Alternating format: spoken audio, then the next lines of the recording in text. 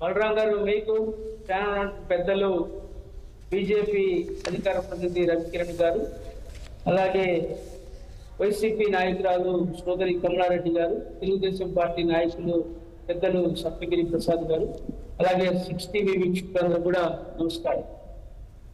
ఈరోజు నిజంగా అసెంబ్లీలో ఒక కొత్త ఒరవడి, కొత్త సాంప్రదాయం ఈరోజు నాకు కనిపించింది. ఈరోజు డిప్యూటీ స్పీకర్ గా ఎన్నికైనటువంటి రఘురామకృష్ణరాజు గారు ఆయన గౌరవప్రదమైనటువంటి రాజ్యాంగబద్ధమైనటువంటి ఒక పదవిలో బాధ్యతలు తీసుకున్న తర్వాత రాజకీయాలకు అతీతంగా వ్యవహరించాల్సింది అవసరం. ఎందుకంటే గతంలో ఆయన వైసీపీ నుంచి పార్లమెంట్ సభ్యుడిగా ఎన్నికై ఆ పార్టీ నాయకులతో డిఫర్ అయి అనేక సమస్యలు వ్యక్తిగతంగా ఎదుర్కొని ఆయన ఏ విధంగా ఇబ్బందులు పడ్డాడో మనం చూసాం. ఆయన్ని మరి వైప్లస్ కేటగిరీలో ఉన్నటువంటి ఒక ఎంపీని రైతులు కూడా ముసుకేసి ఏ విధంగా కుమ్మారో మనం చూసాం. ఆయన సొంత గ్రామానికి, సొంత ఊరికి సంక్రాంతి పండుగ రోజు రానటువంటి స్థితిని మనం చూసాం. ఆయన యొక్క పార్లమెంట్ సభ్యుడిగా, ఒక ప్రజాప్రతినిధిగా ఆయన హక్కుల్ని ఏ విధంగా కాలు రాశారో ఈ రాష్ట్ర ప్రజలే కాదు, ఈ దేశ ప్రజలందరూ కూడా చూశారు. అనేక పర్యాయాలను కోర్టు మెట్లు ఎక్కాడు, అనేక సార్లు మరి రాష్ట్రపతిని కలిశారు, ప్రధానమంత్రిని కలిశాడు, అనేక ఇబ్బందులు పడ్డాడు, మనం చూశాం. అయితే ఈరోజు రఘురామకృష్ణరాజు గారు ఒక డిప్యూటీ స్పీకర్ గా ఎన్నికైన తర్వాత అది మనసులో పెట్టుకొని ఈరోజు ఆయన బరెస్ట్ అయినట్టుగా నాకు అనిపిస్తాం.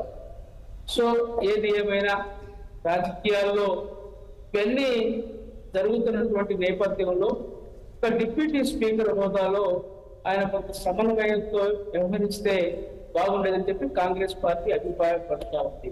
ఆయన కడుపు మంటతోటి, ఆయన కలిగినటువంటి బాధతోటి ఆయన మాట్లాడి ఉండొచ్చు. కానీ ఇక్కడ నేను ఒక విషయాన్ని గుర్తు చేస్తామని, ఎందుకంటే జగన్మోహన్ రెడ్డి గారు ఒక మాజీ ముఖ్యమంత్రిగా, ఒక పార్టీకి ప్రతినిధిగా 38% ఓట్లు వచ్చినటువంటి ఒక పార్టీని నాయకత్వం వస్తున్నటువంటి నాయకుడిగా ఆయన ఈరోజు అసెంబ్లీకి వెళ్లకుండా 1 గంట 40 నిమిషాల పాటు మరి బయట ప్రెస్ మీట్ మాట్లాడటం అంటే సమంజసం కాదు. ఈరోజు ప్యానల్ తోటి కూడా నలుగురు కూడా మరి ప్రజాప్రతినిధులు కాదు, ప్రతి ద్వారా కాబట్టినటువంటి వ్యక్తులు కాదు. మేము కూడా గంటల ప్రెస్ మీట్ చెప్పి మాట్లాడగలం. మరి మీకెందుకు మీ పులివెందుల ప్రజలు మీకు ఓట్లు వేసి గెలిపించారు, మిమ్మల్ని మరి గతంలో ముఖ్యమంత్రిని చేశారు, పార్లమెంట్ సభ్యుడిగా చేశారు, ఈరోజు మిమ్మల్ని అసెంబ్లీకి పంపించారు మంచి మెజారిటీ తోటి. ఆ ప్రజల యొక్క ఆకాంక్షలకు అనుగుణంగా మీరు అసెంబ్లీకి వెళ్ళి ఈ రాష్ట్ర సమస్యలను మీరు వినిపించాల్సినటువంటి అవసరం ఉంది. ఈ రాష్ట్ర ప్రజల గొంతుగా మీరు అసెంబ్లీలో మీరు పులివెందుల నియోజకవర్గ ప్రజల సమస్యలతో పాటు ఈ రాష్ట్రంలో ప్రజల యొక్క గొంతు వినిపించకుండా మీరేదో అసెంబ్లీ బయటకు పెట్టి మాట్లాడుతున్న గంటల ఇది ఏమనుకోవాలి మిమ్మల్ని? సప్తగిరి గారు, ప్రసాద్ గారు ఆయన ప్రెస్ మీట్ చెప్పగలడు, లేకపోతే బలరాం గారు చెప్పగలడు, కమలారెడ్డి గారు చెప్పగలడు, కిరణ్ కుమార్ రెడ్డి చెప్పగలడు, సైదా కూడా 1 గంట కాదు 2 గంటలకు ప్రెస్ మీట్ పెట్టి మేము మాట్లాడగలం.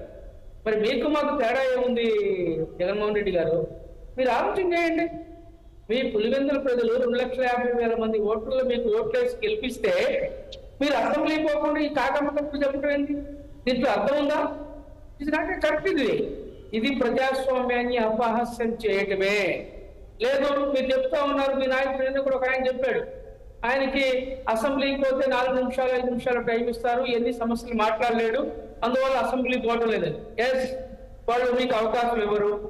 లేకపోతే డిప్యూటీ స్పీకర్ హోదాలు ఉన్న త్రిపురాలు కానివ్వండి, లేకపోతే ఇంకొక ఆయన అయ్యన్న పాత్రుడు కానివ్వండి, ఇంకొక సభాపతి కానివ్వండి, మీకు అవకాశం ఇవ్వలేదు. మీకు అవకాశం ఇచ్చినంత మేరకు మీరు మాట్లాడండి, 3 నిమిషాలు 4 నిమిషాలు మాట్లాడండి. మీరు బయటకు వచ్చి నా గొంతు నొక్కారు, ప్రజా సమస్యలు వినిపించడానికి అసెంబ్లీ వేదికలో నన్ను మాట్లాడడానికి అవకాశం ఇవ్వలేదని చెప్పి మీరు మాట్లాడండి బయట కూర్చొని.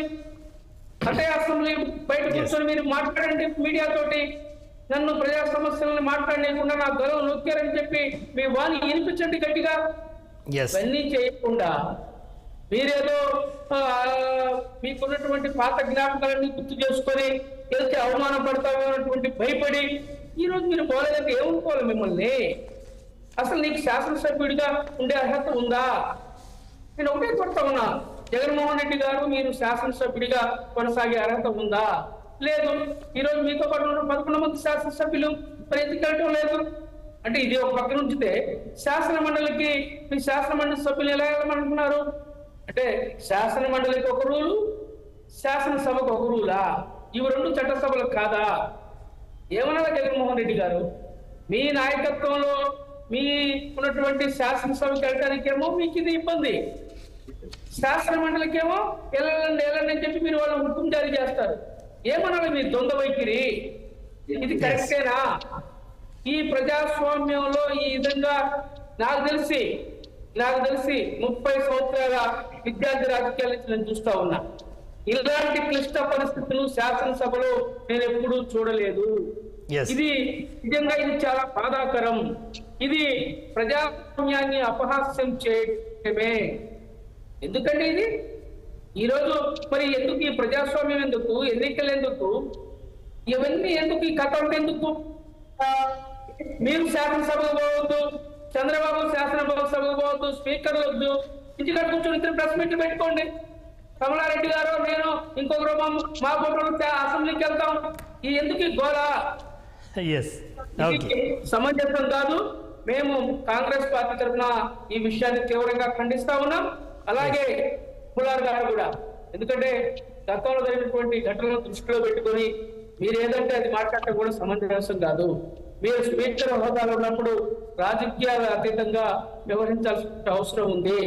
నేను ఒకటే చెప్తా ఉన్నా, పాపం త్రిపులార్ అనుకుంటున్నాడేమో వీళ్ళు అసెంబ్లీకి వస్తే వీళ్ళని ఏదో ఇబ్బంది పెట్టాలని, కానీ వాళ్ళు అసెంబ్లీలో స్పీకర్ గా కూర్చున్నా వాళ్ళు వచ్చి అసెంబ్లీకి రారు.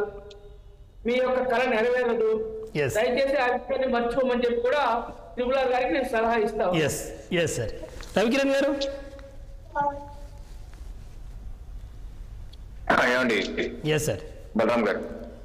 సార్ ఎట్లా చూస్తున్నారు ఇవాళ? ట్రిపులార్ గారు డిప్యూటీ స్పీకర్గా బాధ్యతలు తీసుకున్నారు. ఇక రకరకాల పరిణామాలు జరిగినాయి, మీరు చూస్తూ అన్ని విన్నారు, ఏం చెప్తారు?